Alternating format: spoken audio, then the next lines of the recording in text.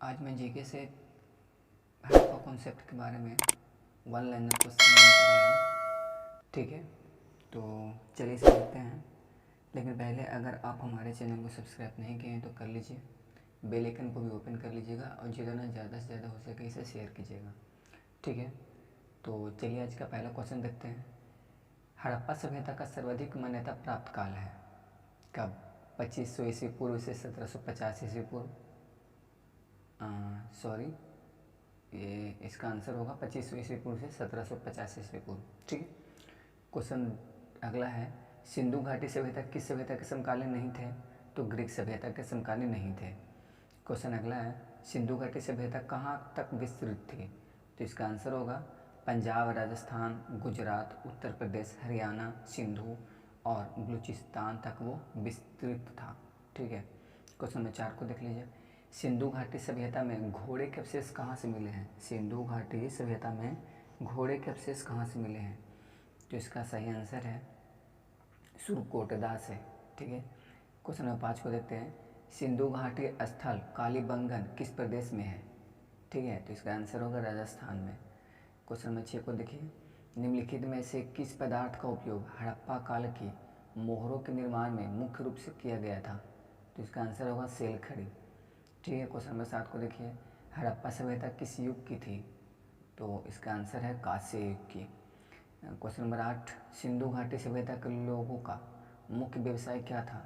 तो इसका सही आंसर है व्यापार। हड़प्पा सभ्यता के निवासी थे। ठीक है, तो शहरी हड़प्पा सभ्यता के निवासी कहाँ ज़्यादा रहना पसंद करते थे? तो शहरी नगरों में, शहरी जगहों पे। सिंधु सभ्यता के घर किससे बनाए जाते थे? तो ईंटों से।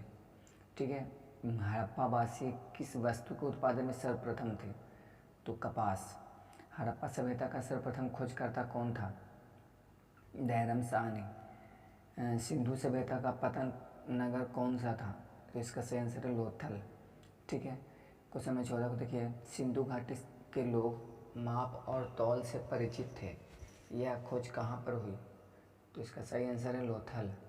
क्वेश्चन नंबर 15 है, हड़प्पा कालीन समाज किन वर्गों में विभक्त है? ठीक है, तो विद्वान, योद्धा, व्यापारी और श्रमिक।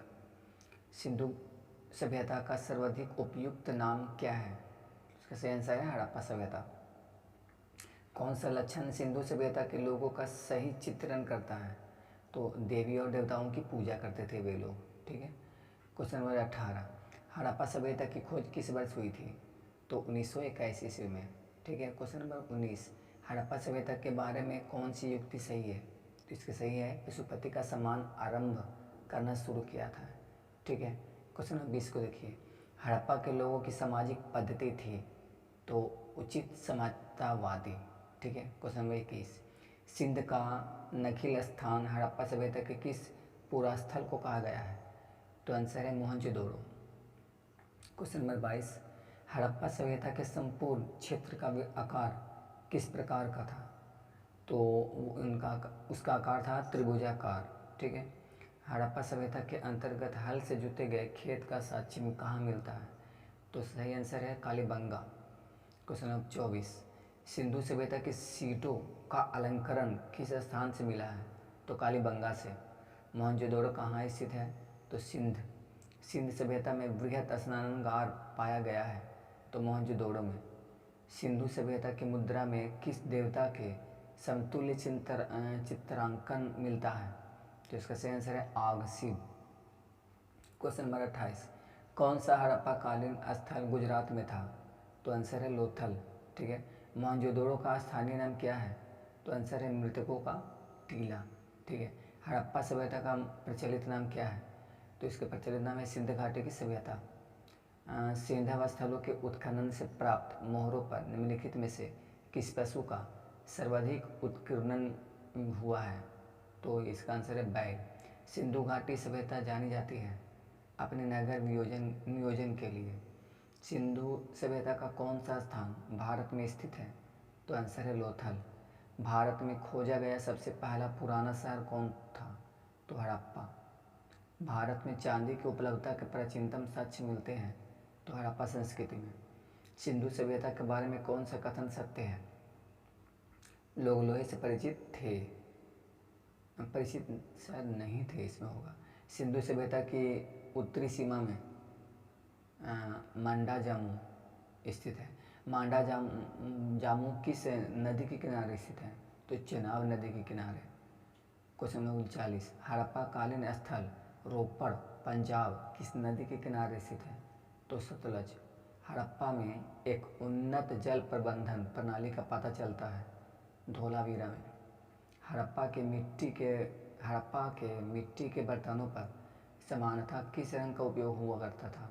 तो लाल रंग का। सिंधु सभ्यता निम्नलिखित में से किस युग में पड़ता है? तो आग ऐतिहासिक काल। सिंधु घाटी सभ्यता की विकसित अवस्था में निम्नलिखित में से किस स्थान से घरों में कुआं के अवशेष मिले हैं? तो मोहनजोदड़ो। सिंधु घाटी सभ्यता की खोज निकालने में जिन दो भारतीयों का नाम जुड़ा है वह है तो दयाराम साहनी और राखालदास बनर्जी। रंगपुर जहाँ हड़प्पा के समकालीन सभ्यता थी सौराष्ट्र में। हड़प्पा एवं मोहनजोदड़ो की पुरातात्विक खुदाई के प्रभारी थे सर जॉन मार्शल। सिंधु घाटी के लोग विश्वास करते थे मातृशक्ति में। ठीक है। कौन सा सिंधु स्थल समुद्र तट पर स्थित नहीं था? तो कोट दीजी। क्वेश्चन 39, मोहनजोदड़ो की सबसे बड़ी इमारत मानी जाती है विशाल स्नानागार। ठीक है। क्वेश्चन नंबर 50, हड़प्पा कालीन लोगों ने नगरों में घरों के विन्यास के लिए कौन सी पद्धति अपनाई थी? तो इसका सही आंसर है ग्रिड पद्धति में। चलिए आज के लिए बस इतना ही। प्लीज़ अभी तक आप अगर मेरे चैनल को सब्सक्राइब नहीं किए तो कर लीजिए और बेल आइकन को ओपन कर लीजिएगा और जितना से ज़्यादा हो सके इसे शेयर कर दीजिए। ठीक है। Thank you.